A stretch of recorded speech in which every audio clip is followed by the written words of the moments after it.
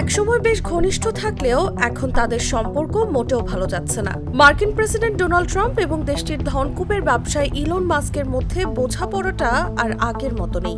এর মধ্যে Elon Musk যুক্তরাষ্ট্রে একটি নতুন রাজনৈতিক দল গঠনের ঘোষণা দিয়েছেন। তিনি এই দলের নাম দিয়েছেন আমেরিকা পার্টি।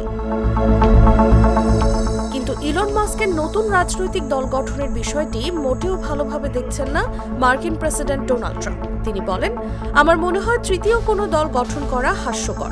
রোববার এয়ারফোর্স ওয়ানে ওঠার আগে সাংবাদিকদের সঙ্গে কথা বলার সময় ট্রাম্প বলেন, যুক্তরাষ্ট্রে এখন পর্যন্ত দ্বিপক্ষীয় রাজনৈতিক ব্যবস্থাই চলমান রয়েছে এবং আমি মনে করি তৃতীয় কোনো দল শুরু করা বিভ্রান্তি আরও বাড়িয়ে তুলবে।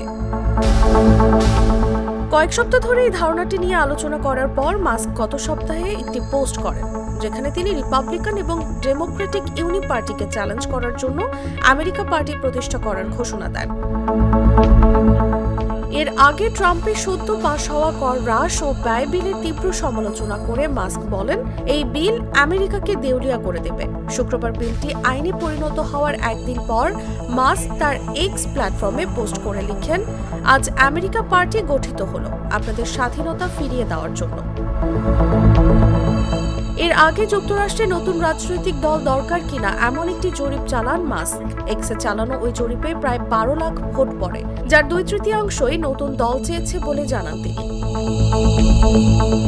একসময় ট্রাম্পের ঘনিষ্ঠ সহযোগী হিসেবে পরিচিত মাস্ক ট্রাম্পের দ্বিতীয় মেয়াদে ডিপার্টমেন্ট অফ গভর্নমেন্ট এফিসিয়েন্সি পরিচালনা করেন, যার লক্ষ্য ছিল সরকারি ব্যয় হ্রাস। তবে নতুন বাজেট বিল নিয়ে দ্বিমতের জেরে দুজনের সম্পর্ক চরমে পৌঁছায়।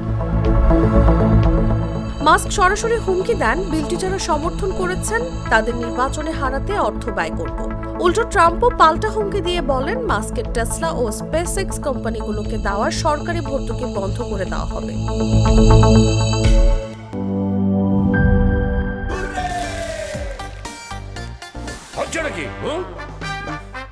সিচুয়েশন যেমনই হোক, হুররে থাকলে নো টেনশন।